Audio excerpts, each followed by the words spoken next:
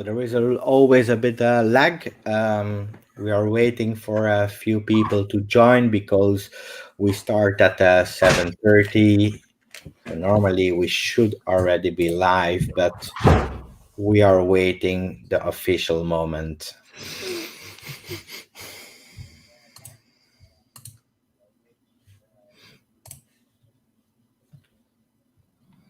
So for the people that are already in the chat, hello to everyone. So I'm always used to wait at least 60 seconds before the real kickoff, but thanks all of you to joining. We'll already start with the first comment in the chat saying hello to all of you. Iskandar is here.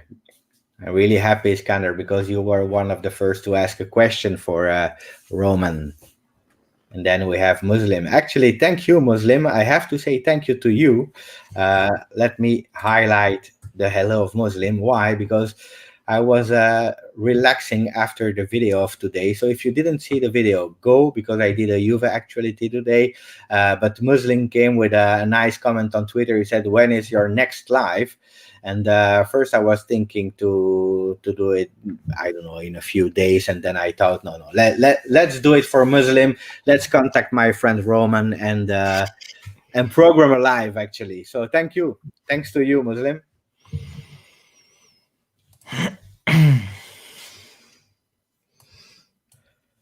So it's 31.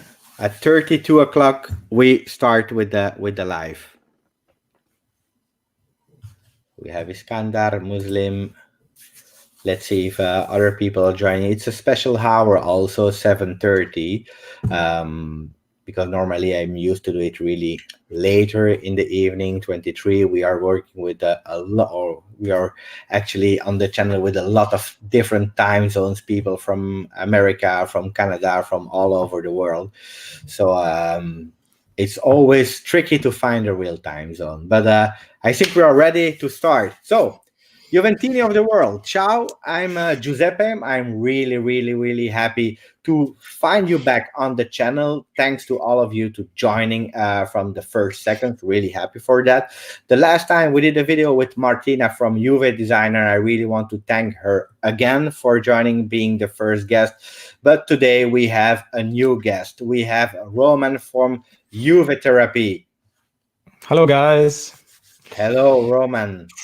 Excited to be here live. It's well, new for me, but Giuseppe asked me and I just couldn't say no. So yeah, thank you so much, Giuseppe, for letting me join your live session again. And this is a Q&A session, so please ask us or me anything you like about Juve. Well, maybe not just Juve, anything.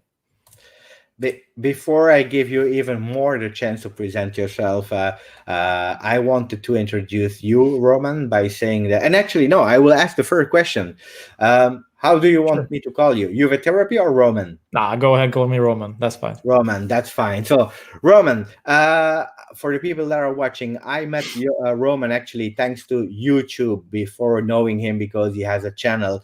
I will put the link also so you can find it. I met him on YouTube. He was doing really great videos.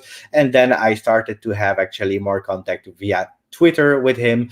I participated to amazing, nice quizzes from him. So he organized quiz we were, I think, 8 participants to start with, until there was just one winner. I will not spoil the result, but those were fantastic.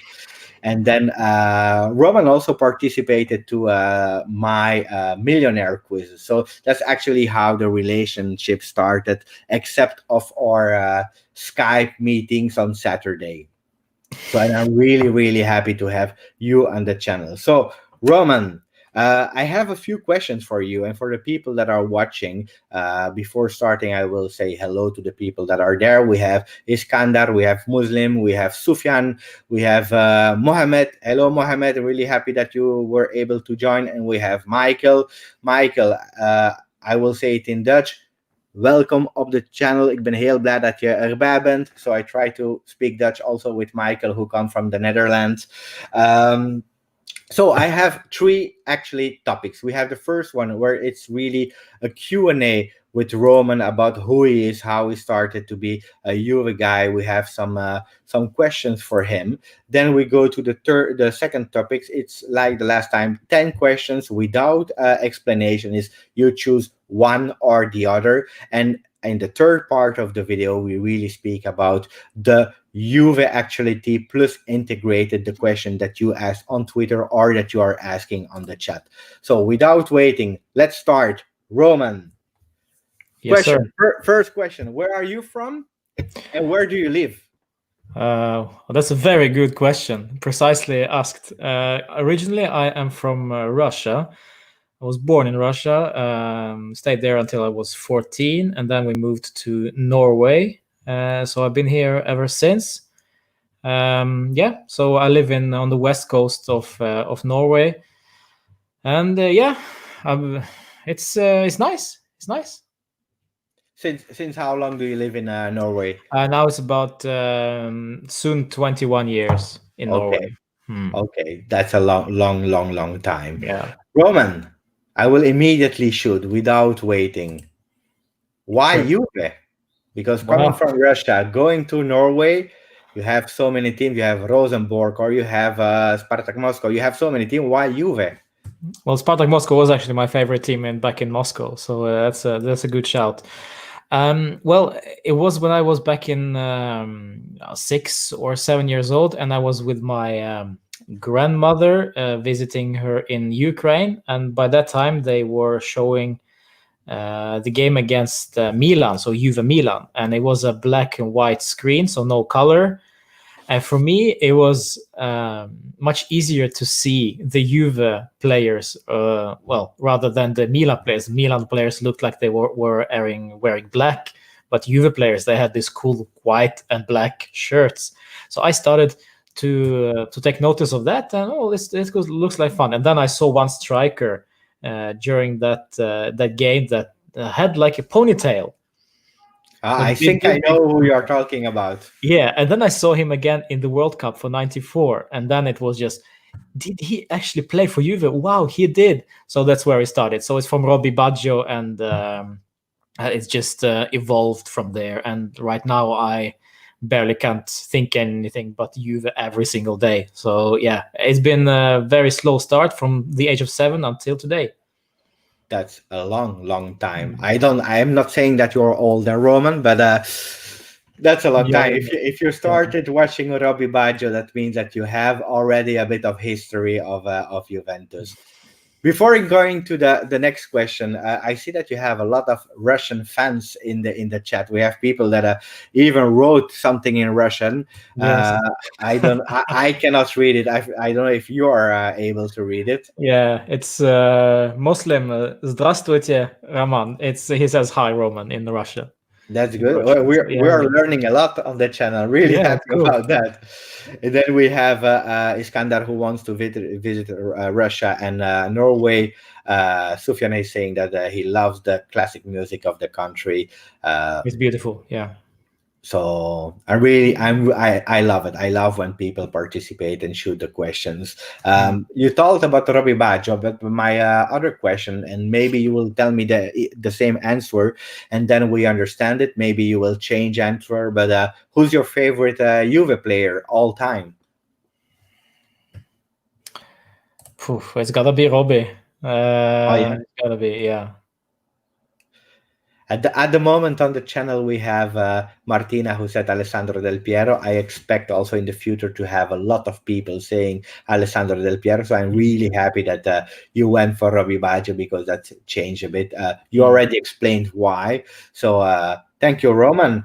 I wanted to ask you because I had a chat with you and you had the opportunity to do a live commentary of Lazio Juve or Juve Lazio in the Super Cup 2015.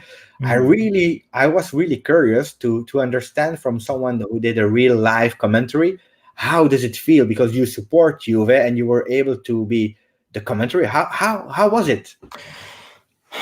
Well, first of all, I think you need to be partially neutral. It's, of course, you can keep the feelings inside of you for as long as you can. And the good thing about particularly that game is that neither goal came particularly early. So you kind of take your time to settle down. And after the Mandzukic and Dybala goal, it was already done to Juve. But I was feeling that I needed to include more of Lazio as well as Juve. So for me, it came more and more naturally as the game went along. So for me, it was actually quite good, and I love the Serie A as a whole league, not just only Juve. Of course, it's not only focus purely on Juve, but Serie A in general. And Lazio happened to be in Serie A as well. So for me, it was very simple. However, of course, when Mandzukic scored, when Dybala scored, you can't help but I don't know, smile a little bit. But so I was lucky that there was no camera on me at the time, because if it were, that would be busted. But no, that's it went okay. I'd say it was a successful commentary, and it was for a trial period for a company called OZ. Yeah. They started streaming the cup finals, and I was invited to do it in Norwegian, so that's why I did it. And yeah, it was a great experience. I would love to do it also. I have no idea in what language I would be able to do, but I would love to do it. And that link also with my other question and my next question, Roman. How many languages do you speak? I speak Russian, I speak Norwegian, English, but if you are from Russia, if you are from Norway, you understand more languages just around those countries. So say Danish, Swedish, Ukrainian, so that sort of thing. So I'd say I speak fluently 3, but I understand at least 5, 6, 7. That's a lot. And I'm also, again, really happy because you're my second guest. And for the second time, we have people who speaks a lot of language. Do you think it's necessary today? Because a lot of people speak English. It's, one of the universal languages of the world, maybe the first language. Do you think it's still important to speak languages of the countries? For sure. I think so. It will make your career, if you are a young person, it will make your career much easier if you have some understanding of a foreign language beside your own. For example, languages like, I would love to learn Mandarin, for example. I would love to learn Arabic because these languages are so huge in other parts of the world. So for me, in order to communicate with those those part of the world, it would be an amazing opportunity for me. And English, of course, is a universal language, but some people don't speak it very well. So that leaves them at a disadvantage. So I don't want to give them like a bad feeling that they are feeling inferior because they don't speak English very well. I'd like to meet them at their playing field, So for me, it would be very nice, like a service-minded point of view to talk their language. So that's why I tried, at one point I tried to learn Czech. I tried to study Italian. I gave up, but I understand a little bit. But yeah, so because it would be more benefit for me and also for the guys that I'm talking to, it would be much nicer also. And of course, as I said, if you're going for the career, language is very, very vital. You have a deal in the chat, Roman. Mohammed is asking, so they will teach you Arabic and you learn them Russian and Norwegian. That's a deal. Only, Mohammed, only, and I'm sure you already do, but for the people who don't know, I already put it here, but go on Twitter and on YouTube, subscribe and follow to the link. I think it's just here from Roman, because he really deserves it. And why am I saying that? Because everything I say makes sense, or most of the time, is because I wanted to introduce my next question. You're very kind, Giuseppe. I have to say, you're very kind. No. It is because actually my question is, you are the very first English-speaking Juve channel on YouTube. Okay, or at least that I know, and I think because I did some researches, I saw a lot of podcasts, but Yeah. really as a YouTube, you are the first one I see. So you opened actually the way. My I have a two kind of questions. The first part is, why did you start? And the second one is, since you started, how did you see the evolution of it, especially from the English speaking, and especially with people that are now starting to join? I'm speaking about myself. I'm speaking about all Juvecast, Juve designers, and more and more and more to come.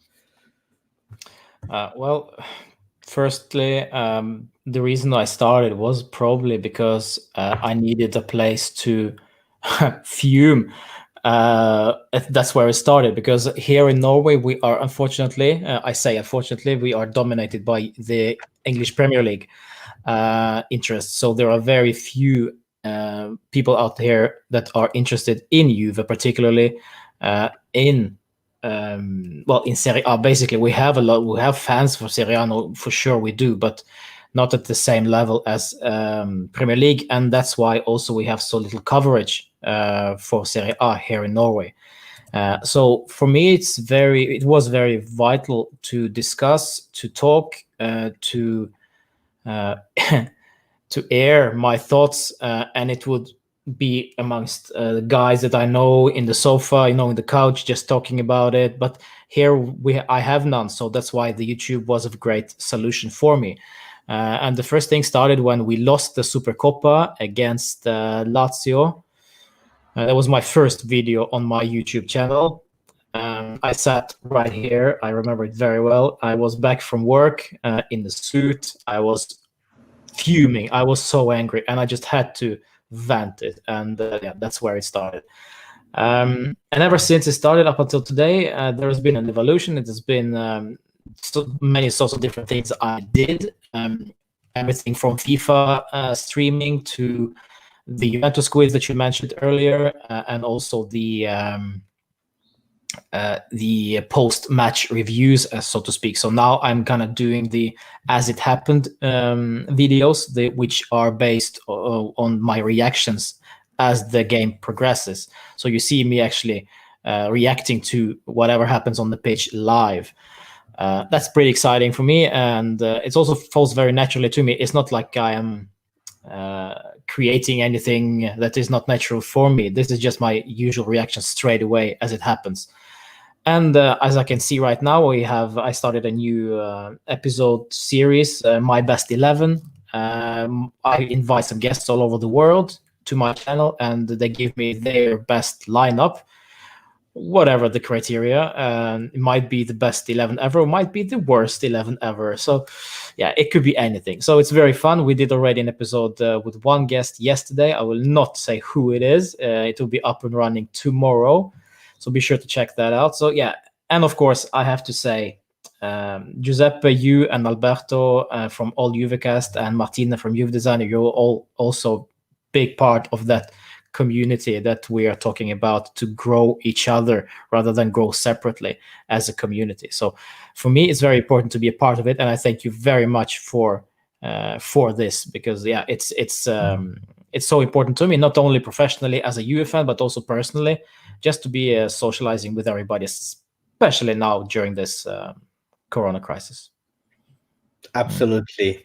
Thank you for the big and nice answer, Roman. Before going to the eighth question, I had some questions. Maybe we can quick answer them. Wait, let me check. I had one. It was a nice one. Or maybe we can do that one from a Muslim. What was your feeling after relegation in B? Well, the first thing I did was that day I opened a web browser for daily news, because at that time there was no social media that present. So, and the top story was Juve relegated to Serie B, and I was like, "This is bullshit! I can't believe this. I'm just going. They just typed it wrong or something. I don't know." But then I started looking, and it was actually true, and I was like, "Why?" And then I started digging the reasons, the scandals, the Calciopoli, the whole thing. I was more, I was not mad, but I was like, you know what? I don't care if Juve got dissolved, if Juve got deleted from the whole system, if they start again as something else, I will still support them. And for me, it actually became the bond between me and Buffon, Del Piero, Nedved, those guys became much stronger because those guys were like a part of me now. I didn't leave my lady, so neither did they. So this is my first reaction, of course, was shock, but then it was like, we're gonna go back, we're gonna return to Serie A, and we're gonna kick those guys. And today, well, we are ahead of Milan, we're ahead of Inter, so there you go. Another one, quick one. Yes or no? Did you already go to the Delle Alpi, Roman? No, never been. Me neither. To Delle Alpi. Me neither. Guys, if you want, you have a nice video that Roman posted 6 months ago when he flew to Torino to see Lokomotiv, actually Juventus Lokomotiv Moscow 2-1. So he went there. He had a nice trip with different planes, different trains. So I recommend you to go and to see that video. It was a nice one. But Delle Alpi, neither for me. So Sufjan, I cannot answer that question. I had another one, and then we continue with the question I prepared. That was quite interesting from Iskandar. Why are we not concentrating or exposing or upbringing players from the academy? Great example is Marquisio. So that was actually a question I wanted to answer later because I noted that question from Twitter, but maybe we can shoot straight away. Well, great example, Marquisio, and also we can say Giovinco. We can say, well, in some sort, guys like Palladino, Paolo Di Cegle, not that great of success, but still they managed to get into the first team. I'll say that Juve have evolved from being a club that are dependent on their younger players, so to speak. I think Juve have become more of a machine that wants to win now rather than build a team for the future. Especially since when we know that, well, we are good enough. We are good enough to win now, and I don't see the point of trusting, unfortunately, because to be honest, I don't think any of the under 23 players are good enough to even challenge for the first spot at Juve. I mean, the gap in quality is high. It's huge. Under 23 team is on 10th place in their division. So really, it shows you that the gap is too big, unfortunately. However, I see no problem with going for our younger players if they are good enough. So I'm excited to see what. Well, I'm not saying that Cristiano Ronaldo Jr. will be there when he will be old enough, but if he's good enough, for sure, why not? And also we see a lot of players going to other teams that we buy as young players, but then we loan them out, and then they eventually they just stay at the other club. So just because they're not good enough, it's just simple as that. Unfortunately, that's the way it is. Marquisio was a necessity in the Serie B because we needed players, basically. We needed good players, and Marquisio was already a sort of proven player. So for me, it was only natural for him to be during those, well, amongst those guys. And of course, Giovinco, Mini Del Piero, as we called him by the time, was also a very exciting player. Unfortunately, never materialized into anything. And the great example, Ciro Immobile, one of our own, actually. Yes. So, yeah, but I wouldn't trade him for Higuain, for Mandzukic, or anybody. I just don't feel that, well, he would fit that team at that time, but that's another topic. Before going and continue and finishing the question I had for you, Roman, I want to say hello to Graham. Graham joined the chat. Happy that you are there. He's asking a question. If there is one result in the Juve history you want to change, why would that be that game? That's a difficult one. probably the easiest answer to this question would be the Real Madrid Champions League final in 2017 in Cardiff. Just because I think that, I don't know, the team was there. Maybe even the Barcelona Champions League final. One of those. It's it really maybe okay. Let's go for Barcelona one, because I feel that year I feel that we were good enough to be the champions that year. And of course, if that have changed, it would be totally different scenario next year again. Unfortunately, nothing could be done. No Serie A league game I would have changed for sure, because it's not that one game in Serie A is not that vital as we all say. The Italians say it all the time. It's like a marathon, you know. So yeah, a Champions League game for sure. Yeah. One of the 7 finals we lost. Yeah, for sure. Game, Roman, if you accept. 10 questions. You don't have to explain, okay? You just have to tell me one or the other. It's fine? Sure. And I will add one thing. Between the 10 questions, you have the choice after answering them to explain one of them. Is that clear? So you say one or the other, and at the end of the question, if you want to develop a bit about one of the 10 questions, you can go for it. Okay? Sure. Yep. So that's a quick one. Mm-hmm. Okay. Juventus kits. Okay? Yep. Do you prefer it with black or white shorts? Ooh. Well, I don't know. Black. Vidal or Pogba?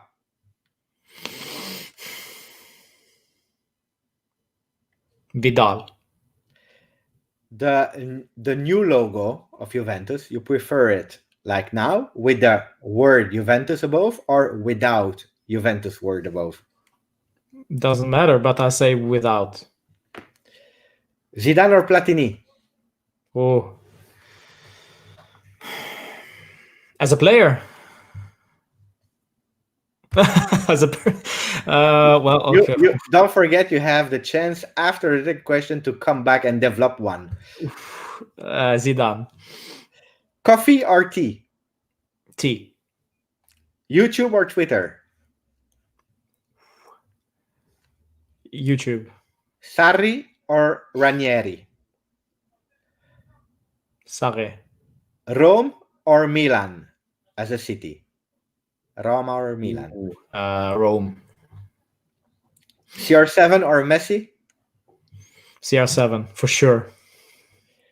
Are you early wake up or staying up late?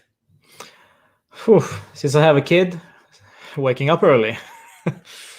So those were the 10 questions in a quick way. You don't have to, but if you want to come back on one of them and develop a bit why you choose that, what would that be? It would be probably Zidane or Platini. I loved Platini. I didn't see him live. I didn't watch many games with him, but the highlights I saw was absolutely crazy.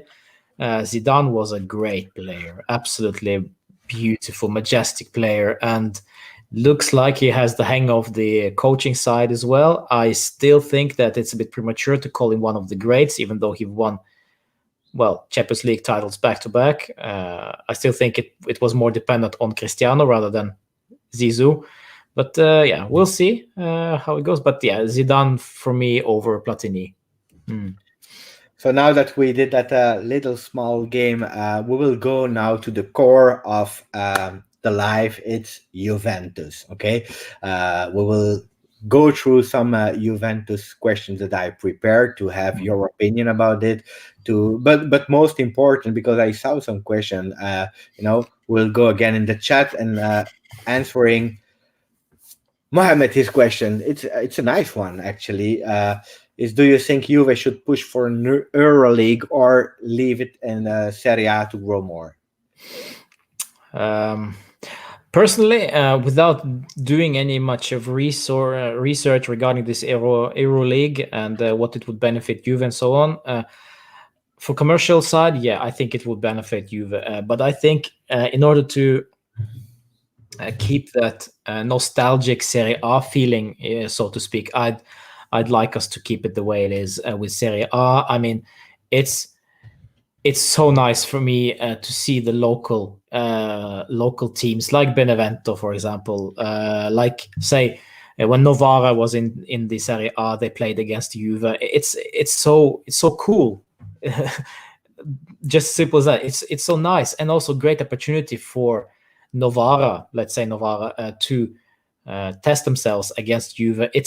And after all, it is an Italian team. It is Italian competition. So for me, it would be more natural, more logic to keep it this way. But I also understand the reason behind the EuroLeague, the business side of it. But we will be further away from footballing side and becoming more of business if we go to EuroLeague.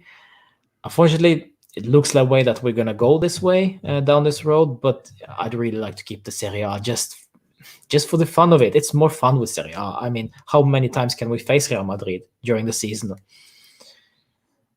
I agree with you on that one. I love Serie A. I love all the drama that is in Serie A and around Serie A, because if you have a EuroLeague, it's fantastic because you have the biggest team. But why is Champions League that exciting? Is because you don't meet Barcelona every season. Exactly. Manchester United, Real Madrid.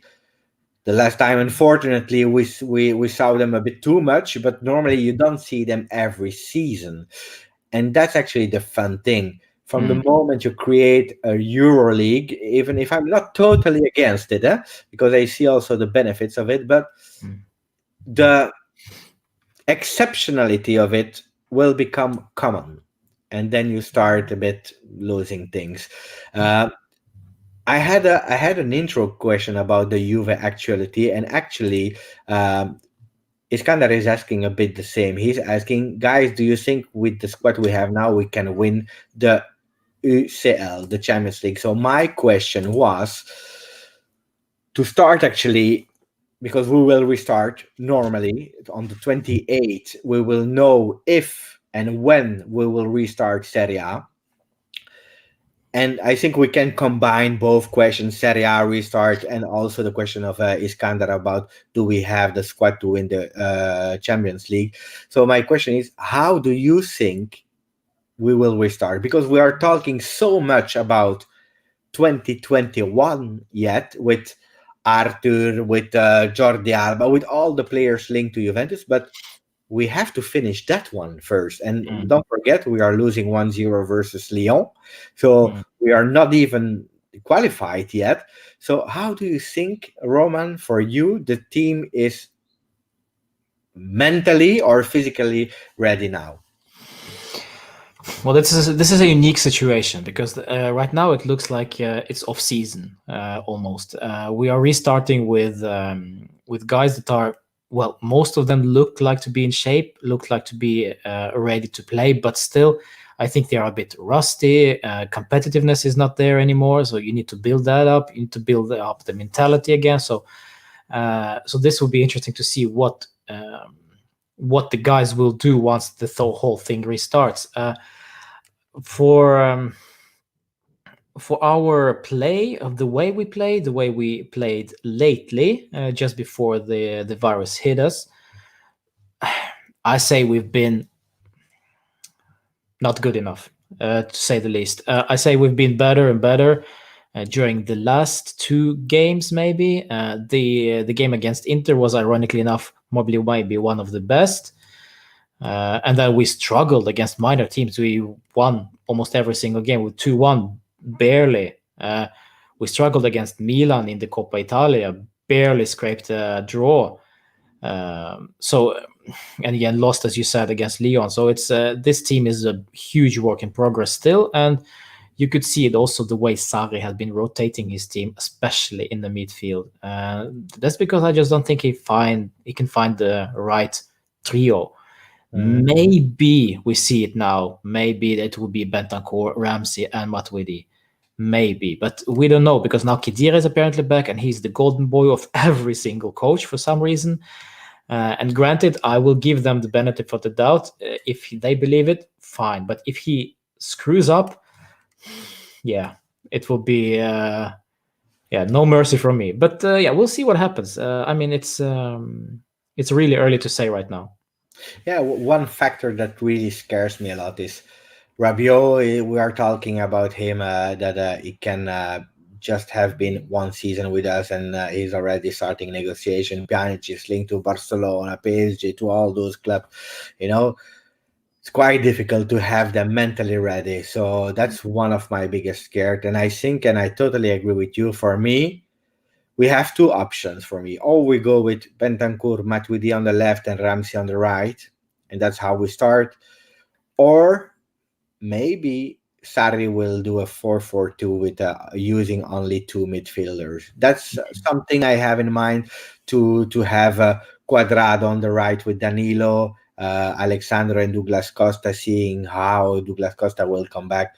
That can also bring Ronaldo and Dybala more in the front, and then in the middle you can have Matuidi and Bentancur with Ramsey ready to start. Can be an option. So can be.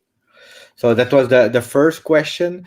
Second one is what about the playoffs? Because on the 28th we'll know the Serie A, but there are so many regulations. If there is again something blah blah, they will stop, and they are talking so much about playoffs, playing with 12 teams, 8 teams, 4 teams, or just a final. What's your take about that, Roman? I'd say it will be unfair to the other teams. First and foremost, I think it would be a lucky draw for guys like Inter, for guys like Milan, for guys like in Napoli, even to be in the playoff, actually in the contention to become a Serie A champion, just because the federation had made it possible because of this Serie A playoff. I mean, the points that we have collected won't matter anymore. Only maybe the draw, how we play. I mean, we play the second leg at home. Maybe we get the lowest ranked team. Maybe, yeah. But I mean, in the whole thing, Napoli will be there, Atalanta will be there, and I mean, I just don't see it happening. I just don't see it being a logical decision. And of course, should it happen, it would be more beneficial to the other clubs, as I said. And yeah, I mean, personally, if there will be a one-off final against Lazio, I'm scared.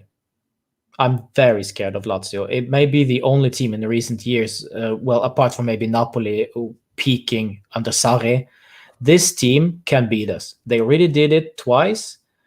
They can do it again, and it's it's not often I say this, but the way we are playing right now, the way Lazio are playing right now, at this point, they could very well beat us. But anything can happen maybe in 1 month when the actual match will be played. But at this moment, well, no question about it. However, it tends to be it's very interesting to see, coming back to the last question regarding the players coming back from their leave, from their isolation. Ramsey was one of the first players to arrive, and that speaks a lot about his mentality. He wants to do good. To even add on that, he didn't even leave. He stayed. Exactly. And that's for me, if I can add, because I know it's your Q&A, Roman, but that's something I really wanted to say about Ramsey. Don't forget, he had a massive injury with Arsenal last year, so he needed his time to adapt to a new championship, to learn the language, a new reality after all those years Arsenal, and having been injured. But the guy is an example of professionality. He stayed in, he's learning the language, he's giving all his best. He's always, you never hear something bad about him. I really love him, and I really hope we can give him an extra chance. Because as I see that Juve had no limits, no regulations in order for players to stay in Italy. I mean, half of our squad was out of the country. They were back home. But Ramsey say to, instead of, let's say Rabiot left to France. As soon as he got the chance, he left. But Ramsey stayed, worked, and was the first guy back on the pitch. Of course, because he was easiest for him because he was already in Italy. But still, I think it speaks levels about his professionality and also the fact that he wants this rather than he wants the paycheck. And that's the two different, very, very different things and vital things. Rabiot, I was defending this guy up until I saw the rumors that he was ready to leave for Everton. Then if this is true, however, I don't know what to believe anymore, to be quite honest. But if this is true, then he can just pack his bags. But yeah, if money matters more than football, then go. But I never wanted Rabiot at Juventus before because I think we were linked to him for the last 3 seasons or 4 seasons, and I was every time happy that we didn't sign him at the end. But when we signed him, actually, I was like, okay, let's see. I'm a person. I can have an opinion, yes or no, but from the moment they sign, I will try to back them up as long as possible. Without being really, crazy or blind, I will try to be objective. But, I'm not the negative guy who said, no, I said no, so I will not support it. Let's support because he's part of Juventus. Yeah. And he did a really great pre-season where I said, okay, maybe the guy is showing me that I was wrong because he really started really great. And then he showed, and Sarri said it also, that mentally the guy is not a champion. And also what happened, theoretically, he was not late because Juventus didn't call the players up, but he was just there a few kilometers from, come back as first. Show because you are not even a starter. So I agree with you. If he's ready to leave, so be it. And we took him for free. He has a really high salary, so selling him even for 20-30 million euro, it's all bonus for us. Yeah. Let's see what they are talking about Ramsey. So he's a top player. I believe it's about time to be in his best form again. Yes. Here we have another comment. Yes, Ramsey have that commitment, the spirit that we need. I'm happy that people are agree with us about Aaron Ramsey, number 8. Playoffs. Yeah. So, yes, no? I say no. No. Third question about the Juve actuality. I gave you an opinion on 2 possible options about restarting 4-3-3, 4-4-2. What do you think? Sarri will restart. I don't think that. If I'm not mistaken, I remember him even saying that he doesn't like the 4-4-2 system. I think he would keep the 4-3-3, and I think that we have the guys for that. Well, right now they are all healthy, so except from Demiral. But I think we are good to go with the 4-3-3. And to be honest, we have been working on that system since day one.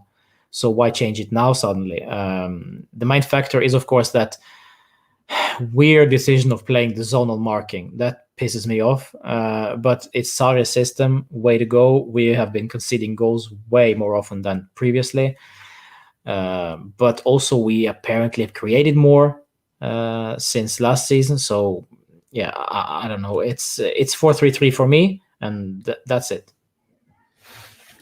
And the banner is already showing it, but a topic that a lot of people are already asking in the comments. But Juventus Mercato. I saw a question about Pogba. We had question on Twitter about Kulusevski. So we have so much question because, Mercato is always something that makes people dream. First question, Pjanic, for you, he will be out or he will stay at the end? Well, based on the first start of the season, I would keep him for sure. But then he drastically was awful suddenly. Some people say he was tired, or I don't know. It doesn't really matter. The fact is that looks to me like Bentancur is the guy to replace Pjanic. At least we saw that against Inter. I wouldn't be so premature as to say that's what we're gonna do. I think that was a test for Bentancur, and I think he passed that test. Let's just say it as simple as that. Pjanic was a great player for us, still important player for us. But if anybody come knocking at our door saying I have the money or a certain player, I maybe would accept it, given that what we get in return is good enough, is acceptable enough. The question is, what is it, according to Paratici, our sporting director, what is good enough for him? Pjanic is, I think he's 30, so he's not getting any younger. So this summer actually, would be, perfect timing for him to go. This will be the peak market value for him. After that, it will be downgrading slowly but surely. So if the right offer comes in, I'll sell him, unfortunately, because I like the guy. And I will immediately ask you, before speaking about the new names coming in, we are looking for, since that Allegri left, and with the direction of Sarri or maybe Guardiola in the future, but we are looking more for midfield that is able to play more vertical, more 1-2 touches, faster, with more dynamic. That's actually what we are looking. And Pjanic, unfortunately, this season and even the season before, he didn't show all those skills. But what really I'm asking myself, and I cannot sleep since a few days about that question, is how is it possible that actually the only club who's playing with all the things that we want, so fast, vertical, dynamic, is Barcelona. And they are taking actually the men that we are complaining about. So do you think, and that's a question for you, Roman, do you think it's a problem of Miralem, Pjanic underperforming as an athlete at Juventus? Or do you think it's the system of Juventus that is not actually praising him? Well, help me to sleep. Help me to find sleep, Roman. I think Miralem Pjanic and Sarri, at the start of the season, they fit perfectly. Sarri playing one-touch football. Miralem seems to be perfect fit for that. He likes that football. He likes to play ball. He likes to be in contact with the ball all the time. However, might be the reason is why this happened is because the system around Pjanic hasn't been working. So that's why he's just stagnated right now and not finding the solutions. The guys aren't helping him maybe. And then he suddenly lost his way. He is on the defensive phase when we lose the ball, and not if, but when we lose the ball, because unfortunately we do it all the time. He is not the greatest of the guys to track back, to tackle. He gets those stupid yellows every time and again. So he's not the guy that we're looking for if we're gonna break up the system to be a defensive one. This is where I see Bentancur as a superior guy, as a more of box-to-box. He's such a versatile guy. We can play him as a box-to-box. We can play him apparently as a deep-lying mid playmaker as well, and he'd do a fairly good job in any position. So that's a really tough one. But I think Pjanic and Sarri doesn't consider him as any vital anymore because he doesn't see that Miralem can add anything. He's not quick enough, it seems, and I can confirm it. We watch, me and you, we watch every game, so we know perfectly well that Miralem, unfortunately, is too slow on the ball. He takes too many touches, and their position suddenly are back in their formation and defending. So it ruins so much for us. This is why I think Bentancur is a more correct choice regarding the vertical passes. The horizontal passing. Going forward to the strikers, and I don't think Miralem Pjanic sees that. I think he is going for more safer choices, and it would be fitting for Barcelona maybe, but not for us at this point. You think, in a yes or no, you think he will succeed if he goes to Barcelona? Do you think he will succeed there? No, I don't think that he will. Okay, so Pjanic leaving. You put Bentancur regista, or you put him at the right in the midfield? Well, that's a very interesting question. I know. It's a very, very interesting question. The simple answer would be a deep lying mid playmaker, because that's what we need today. But the box-to-box midfielder, this is where he played the most, so that's more natural position for him. But should we bring in, say, Arthur from Barcelona, for example? Is he good enough to take over that playmaker role? I'm not sure, because he's been also in and out of the team in Barcelona.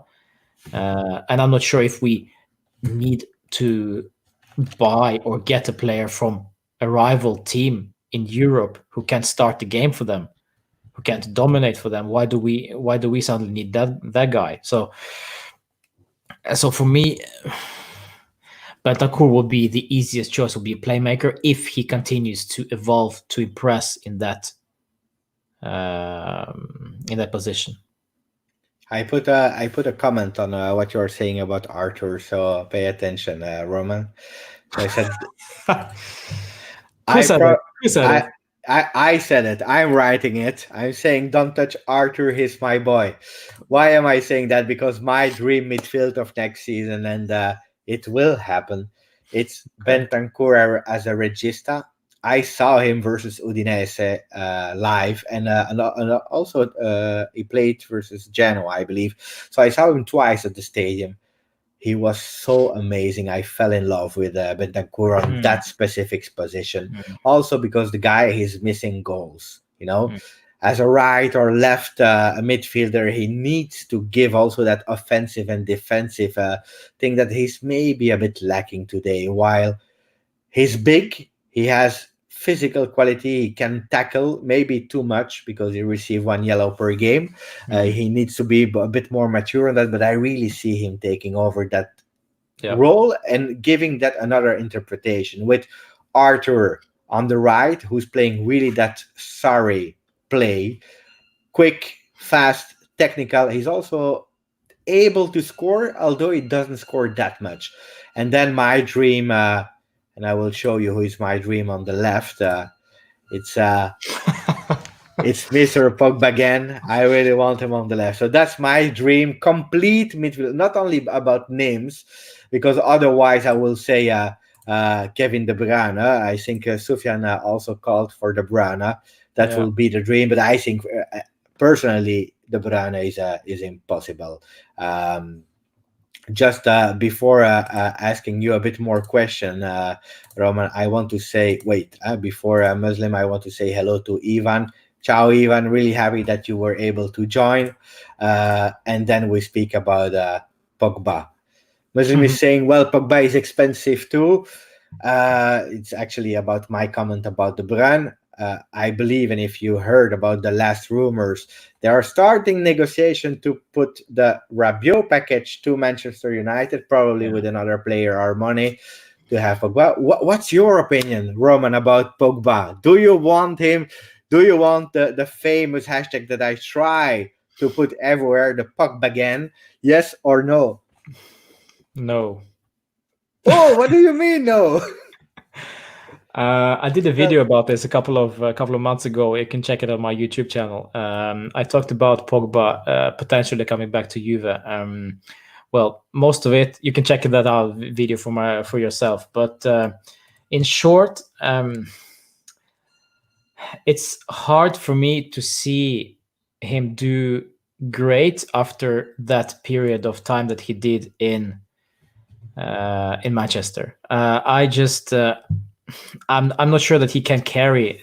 I'm not sure he can carry the midfield that we are at this moment. I'm not sure that he will be that guy that we want him to be, the guy that he was back in the day, unfortunately. And as somebody here said, it would be too expensive. Yeah, Iskandar, he said that Pogba will be expensive. Yeah, for sure.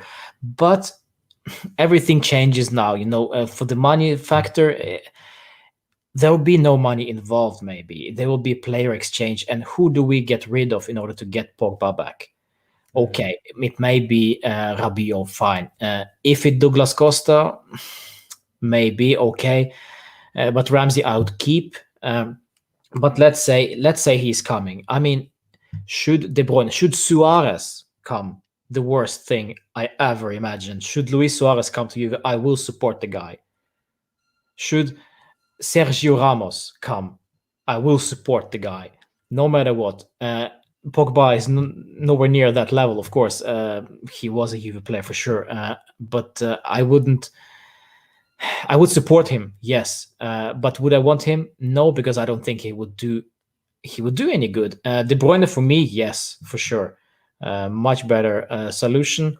And what about him? What about Milinkovic? Milinkovic-Savic. Well, he's a great player in big games. When Lazio need him the most, he will be there. But at times, I feel that he is a bit inconsistent. He fades away, and he rides on that hype that we as media, as YouTubers, as social media guys, we give him as soon as he scores something crazy or does something great on the pitch against a big, huge team. Then his value suddenly jumps up and everybody wants him. But against Bologna's, Genoa's, when he's not doing that great, well, then it's quiet. And yeah, it could be a solution, yeah, but it would be an expensive solution also because Lotito from Lazio for sure won't sell cheap, especially to Juve. I have a quick comment on that one. Don't touch Demiral. Your opinion about Demiral, even if he's still injured. Huh? Yeah, I have no argument. I mean, yeah, what a player. A bit temper, maybe needs to work on that a little bit. But yeah, I like the guy. We spoke about it. Mini Montero. We spoke about it earlier. Absolutely. And Mohamed was replying about the Pogba. He was saying Pogba would be Rabiot Costa plus 40 million, but he has to lower his salary. Yeah, I also we spoke about it. I agree. Yeah. It. And then I have Sufyan. Thank you for the nice comment. Michael is saying who wants to play in a team with Champions League ban, and I totally agree with that. But why is Michael answering that is because some people in the chat are saying we can also exchange players to have the brand instead of Manchester United. And that's actually where I want to say that I totally agree with Michael. The difference between Manchester United and City is if we give some players to United, even if for some years they are not winning the title and they are not the team they were in the past, it's still a historic team with possibilities to go in Champions League. On the other hand, you have Manchester City. They have a temporary 2 years ban on Champions League, so it makes for sure they will not be. Now for sure they are going in appeal and things like that, so let's see what will happen. But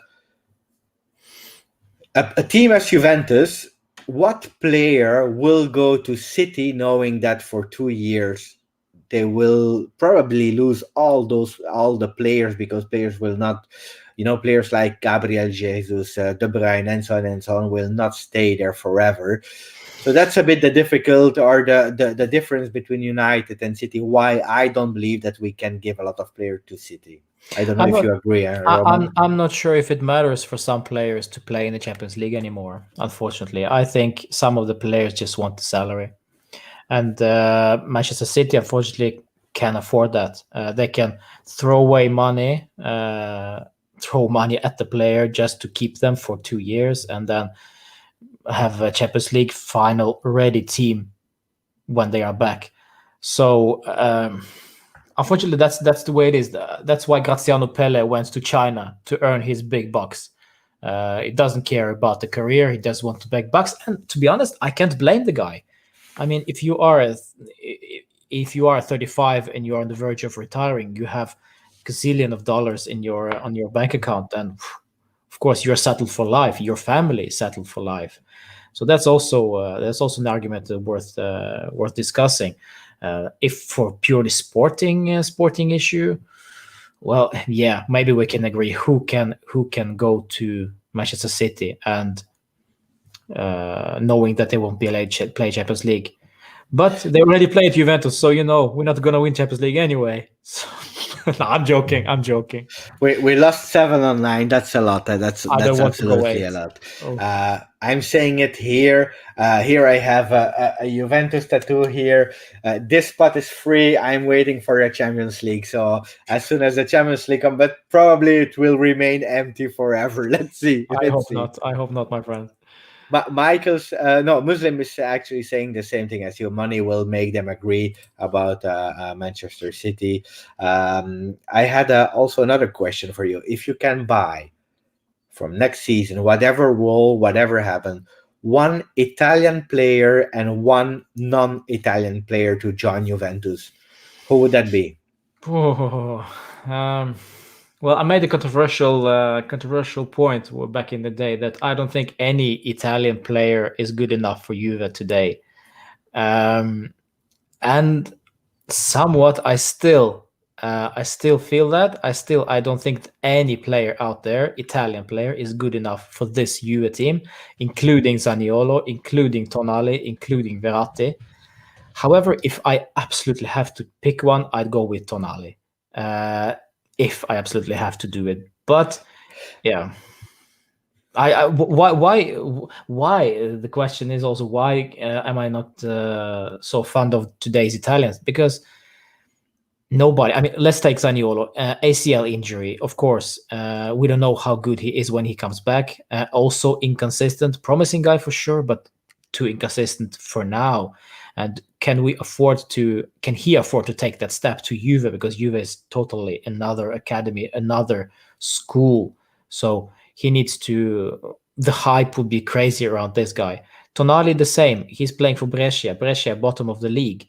Is it too big of a leap for him? Maybe going to minor club like Inter and going to us later. Maybe it will bite us in the ass later. But it's a risk worth taking, but not for any kind of bucks for sure. I totally agree with you on Tonali, because I saw so many people on social media praising him and asking him to join Juventus and seeing him actually as their regista. And I love Tonali because he's a great player. He has a lot of potential. Also, when players like Pirlo are starting to praise him and saying that they are more complete, it means something. But in all my possible 11 of next year, I don't put him as a starter because he's 20, just 20. He just celebrated 20 years. He played at Brescia, as you said. For me, the step from Brescia to Juventus is huge and big. And I will explain the difference between Inter and Juventus in my way of thinking it. At the moment, I speak at the moment, is if you go to Inter, you can fail and you can miss some games because at the moment they dream to win. If you go to Juventus, you cannot miss. And if you pay a player like Tonali for 50 million or 60 million, the pressure you put to this guy is crazy. Yeah. So I know he's already stronger mentally than a Balotelli, and that's a good sign. That's not difficult. I'm sorry. Pep Guardiola has just commented on the live comments. I'm sorry, Pep. Come over. What? Sorry, get out. Pep is just commented. Pep is in the building. Who is that? Hello, Pepe. No, Pep Guardiola. Pep, if you are looking and watching the video, please subscribe. Don't forget Roman channel, so JuveTherapy, and my channel. Do that. So this is an amazing. Bring Kevin with you. Look at Pep. He has the same hair as me. Guys, I'm not bald. It's just because I'm like Pep Guardiola. But I will pin that comment until the end of the live. Pep, if you want to say something, go. So hi there. He knows the people in the chat already. Apparently, yeah. So very quick. So Pep, if you want to tell us if you will join Juventus this year or next year, tell us because we are really honored to have you in the chat. It's actually quite good that he came on because I was thinking about him. Would we actually welcome him post Sarri? That would also be a great discussion at a later point. Would he be a perfect perfect replacement or successor to Sarri. It might very well be because Sarri is just like a mini Guardiola. Yeah, it would be very exciting if should he come. So yeah, Pep, come on. I agree with that. For me, I really believe. Okay, I really really believe that we had a plan last year to have Pep Guardiola. Something went wrong. I'm not in the rumors. I'm not an insider of Juventus, so I don't know what went wrong. But I'm sure that there were some contacts.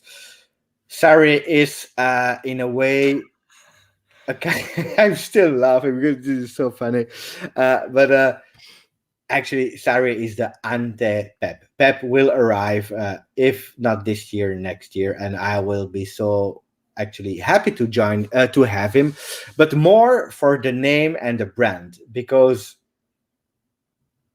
yeah, if you take Pep Guardiola, that means a lot. It changed all your team, your philosophy, you know. But in terms of branding as a Juventus as a company, it would be that final step that would be crazy, I believe. Yeah, absolutely. So you didn't answer me about the second one, Oh, sorry. a non-Italian player you Ah, would buy. yes. Non-Italian. Well, that's a difficult one. It could be so many. Well, it depends on really what we need, right? First and foremost, we need a midfielder. So Kevin De Bruyne, just to say it very, just to get off lightly, Kevin De Bruyne would be my pick. Be realistic, or maybe you believe he will come. Huh? That can be. It can be, yeah. If I'm being realistic, well, okay. Let's stir a pot a little bit. I'll say Mauro Icardi. Oh, I like that. I Yes, like that. just because I think that he will bang in goals for us. With the system that we have, what we miss, what we lack up front, Mauro Icardi would be a perfect choice. And in my opinion, and also I have to say that before he went to PSG, there was a lot of controversy about around the guy. About a lot of stuff about Wanda and so on and so on. But now, since he arrived in PSG, I don't know. I don't watch the French news, but I don't hear much about Icardi. So the storm has calmed, it seems. So maybe this everything there is just calmed down now. So maybe it's not that bad as the media made it out to be. But the last news I heard this morning was that Inter really was close to have Cavani. They really wanted him. Cavani will be free at the end of the season. And Le Parisien and Canal Plus are saying that maybe he's wanting to extend his contract because he's not 100% convinced about Inter. But if Inter really takes Cavani, it means that Icardi will go or stay at PSG. Will PSG give him to Juventus? But he wants to go back, apparently. Can be. Oh, Icardi Yeah. to Inter. No, but back to Italy. Oh yeah, he wants to. He dreams. I don't believe he wants to stay at PSG. But the problem is, let's see what Inter is able to do because I know Marotta with the anti-Juve clauses, he's possible to insert. It's a big story. But I'm really happy that you say Icardi. I don't believe that we will have the money for Icardi because our big priority will be the midfield. But Icardi, I really love the guy. But if we don't have the money and we go for Milik, would you be happy with Arkadiusz Milik? That is such a random choice of a striker. To be quite honest, we can go for. I don't know. Why would De Laurentiis sell to us at all? We are his biggest rivals. Why would he sell to us on a cheap? They probably need to collect money. They lack revenue, so they're gonna sell a lot. But to Juve, if we really want Milik, De Laurentiis know this perfectly well. So he might just press the price a bit. It's around for me. It would not be a perfect choice. I would go for somebody else. Maybe even go as crazy as Zapata from Atalanta. How many would you spend for Milik? If that a maximum. 10. If we're talking euros, 10 million. I heard 50. That was the starting price. That's a lot. Yeah, go away. Then I have maybe a last topic, and then we finish with some questions. So, guys, we will cover a last topic, a quick one, and then we will answer a few questions of you. Again, I'm really honored that Pep Guardiola is with us today on the chat. So, thank you. But controversy. If we are speaking about Juventus, and we cannot speak about Juventus without speaking about some polemics. Chiellini wrote a book before ending his career. Actually, we spoke already 10 days ago about some rumors, but I want to focus on just one rumor. There are a lot, and so if you guys, if you want a nice polemic books, go and buy it on Amazon for €12 because I think it's a lot of polemics inside. But yesterday came online that he spoke about Dani Alves. Actually, not really Dani Alves himself, but he said that when we played versus Real Madrid and we lost 4-1, it was 1-1 halftime, and there was a lot of rumors about Dani Alves creating chaos in the locker room. He said actually that nothing happened at that moment, except of the fact that all the players after 45 minutes were exhausted. They were knocked out. Mandzukic fell on the ground. Pjanic was not living anymore. So that's actually what he was saying. And then on social media, a lot of people were saying like, "Sorry, Dani Alves, because we were blaming you for nothing." Blah blah blah. So I'm sure you know about those stories. What's your opinion about that, Roman? I covered it this morning on my Twitter page. I think that it's perfectly normal, first of all, to be exhausted after halftime in the Champions League final. Remember the season that we had? We played with Mandzukic on the left. He was always tracking back. Pjanic didn't play in his natural position. Also, running back and forth. And as I said before, not the greatest of tacklers. And I don't remember who it was, but somebody posted this earlier today. The comments from Allegri after that game regarding the injury that Mandzukic and Miralem Pjanic had. And he was considering even subbing them off at halftime because they were injured, but he chose not to do that. So for me, this comment from Allegri perfectly is in perfect correlation with comments from Giorgio Chiellini. Unfortunately, for all of you guys that look at something tabloid news or something controversial, nothing controversial about this. It's just that they were tired. We played a system that were tiresome. And also, remember, we played a crazy good team. We played Cristiano at his peak, one of his many peaks. And also, the fact that we scored that, it was a great goal, yes, but it was a lucky goal. It was a perfect technical goal, and it's not often that happens between Higuain and Mandzukic. How often do you see it happening? So it was a perfect goal, one lucky, but a perfectly good goal. And I didn't feel that the whole game, I never felt that we're going to score any goals because they were just so much better. And that's as simple as that.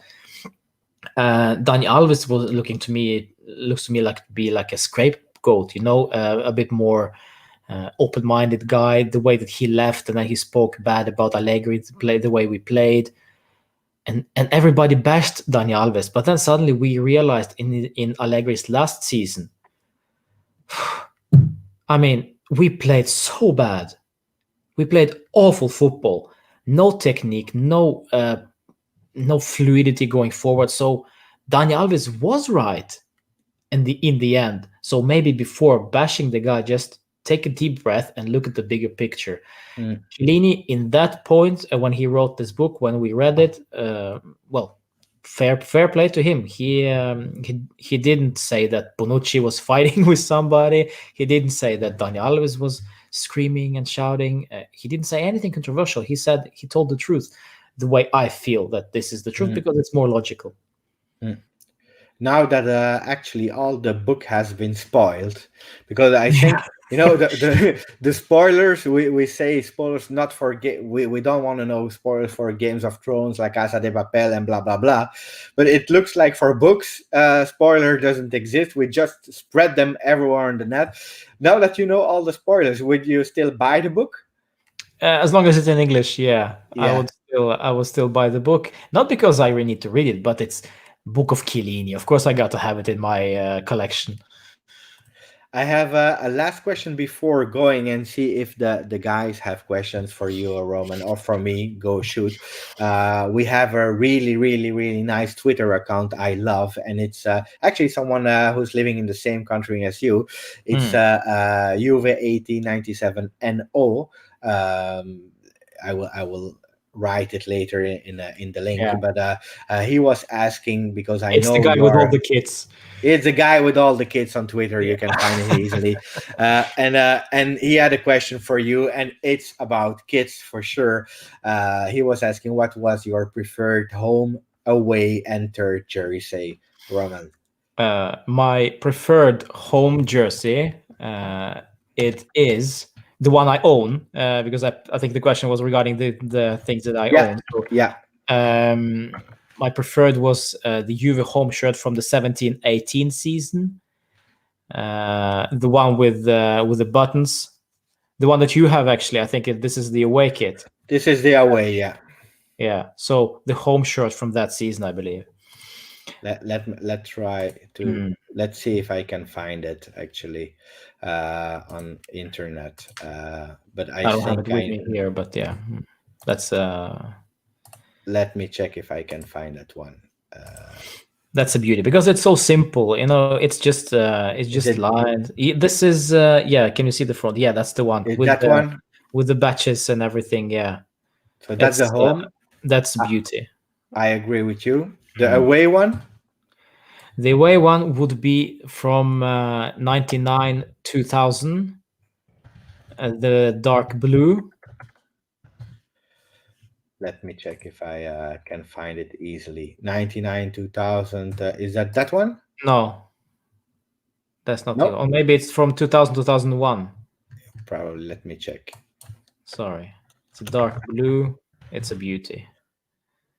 Yeah, that's the one. Yeah. That's a beautiful one. This is the one, actually. This is the one I have. Yeah. Actually, the Takinaldi one. This is the one I have, and this was my first official kit that I bought, and it means so much to me. So I just love the color. I love I love everything about that, and of course, I love the player. Absolutely. Yeah.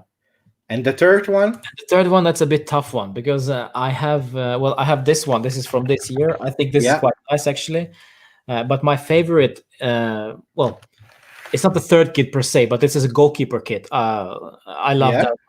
It's from the season of 11-12 home goalkeeper kit. Let me check if I can find it. Is that the yellow one? No, that's a recent one. It's a black one, all black. I think I know. I think we will not find it, because the goalkeeper versions are quite difficult to find. Yeah, it is. But I know which one you are talking about. It's a beautiful one also. It is. I have it with Buffon, and yeah, it's one of my favorites, absolutely. But to be quite honest, we talked about, me and you, Giuseppe. We talked about it earlier. I mean, no matter how ugly the kit is, you just gotta have it because it's Juve. I agree with you. So, finishing with some questions from the chat. Team was spent for second half. Yeah, so Graham is talking again about the Champions League, so I was late on replying that. We have a question from Ivan, who's saying, what do people expect an autobiography to state? Is it not subjective? It's a recount of their professional football life through their eyes. What do you think? And I think If it's for me, if it's for me to answer, Ivan, I believe I totally agree with you. The only thing maybe I would have expected, and I think Roman is agree with me, maybe wait 1 year more when you finish your career as a player, and then you go. You know, uh, yeah. I think the timing is a bit strange for me. I don't believe he really needed that much money. It's always beautiful when a player stops. He takes his time to reflect and write instead of doing it. Okay, they had time now to think, but the timing is a bit wrong. But otherwise, yes, I totally agree. If you are speaking like in a post game interview, nobody will buy your book. That's a fact. Yeah, I agree totally. Yeah. Then we have a question from Mohammed, who is the MJ of Juve. I don't, so MJ, I understand Michael Jackson. Is that so the Michael, best dancer, Michael Jordan, perhaps. or maybe the Michael Jordan? It- uh, I don't know if Mohammed is still there, but is it all time or this season, Mohammed?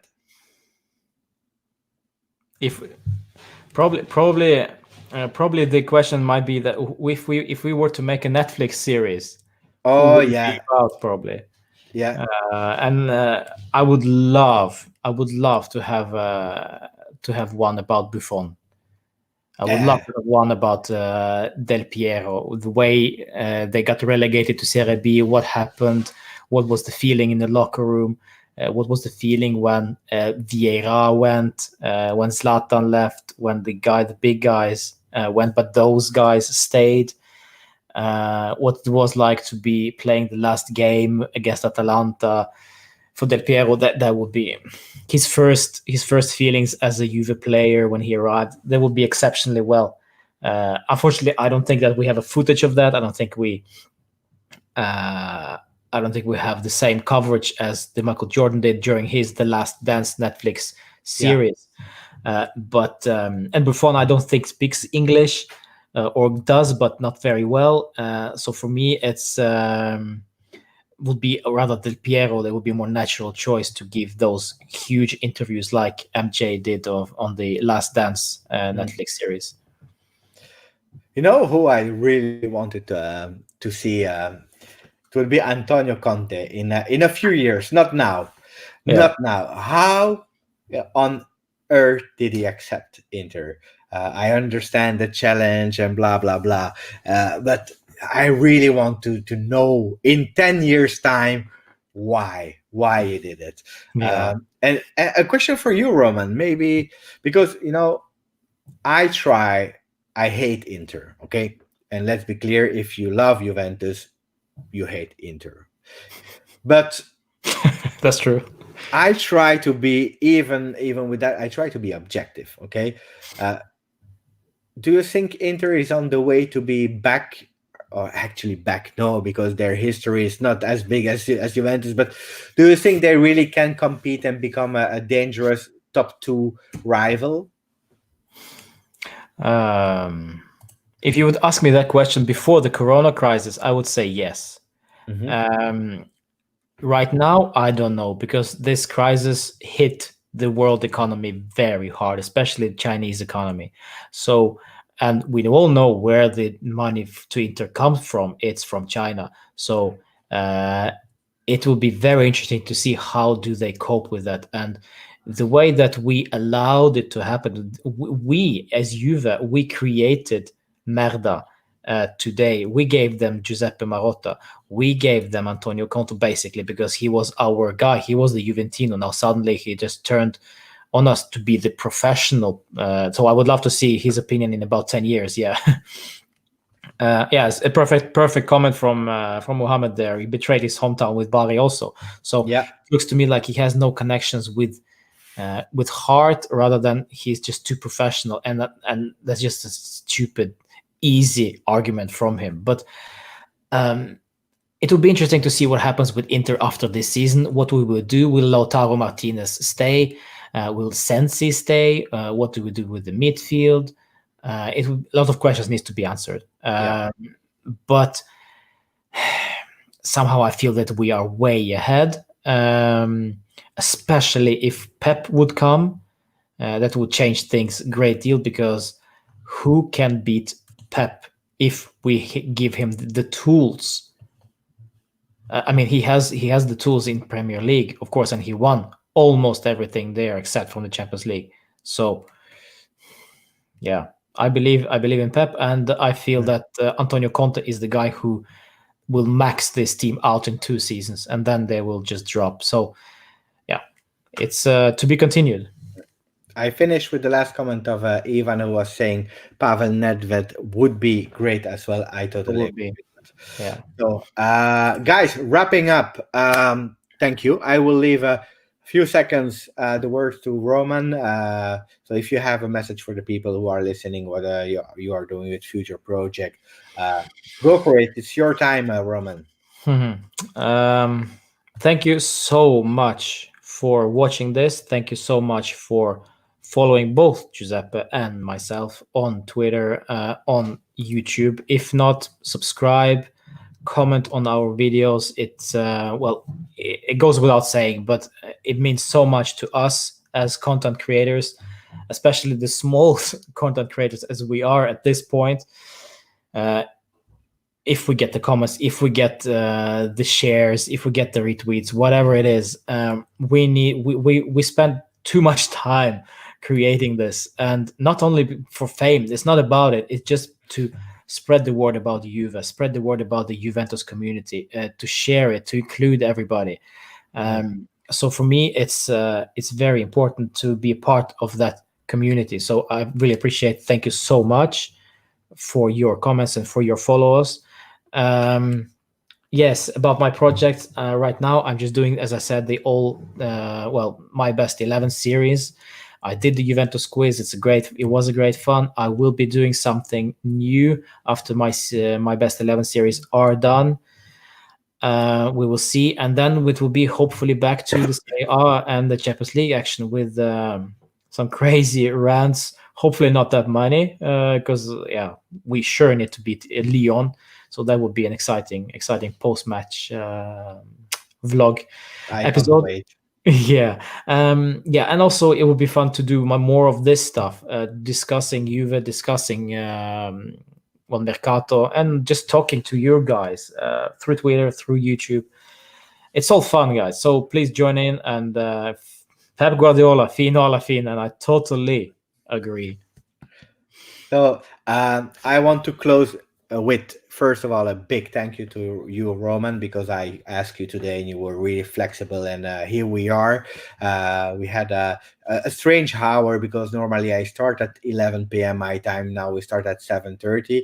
We had 11 people, 12 people simultaneously for that strange hour. So I'm really happy. This live will be in replay on the channel. Sometimes it take like 1 day to be live because of the rendering and so on. So that can happen. But most important thing, as Roman said, we are growing the Juventus English speaking community, and you are part of it. And that's why I want to say personally thank you to Sufyan, Ivan, Muslim, Michael, who do we have more? Mohammed. Iskandar. We have Iskandar. We have so much people that joined. Some go away, they came back. Graham was probably doing some sandwiches, and then he came back and he left. So we have Chuburger. We have so many people, and I'm really happy and honored that actually, and I didn't even told you that because I'm a humble guy, but on my channel we have Pep Guardiola. So for Pep Guardiola, don't forget to share the channel, to subscribe, to like. Thank you, and Forza Juve. Fino alla fine. Ciao.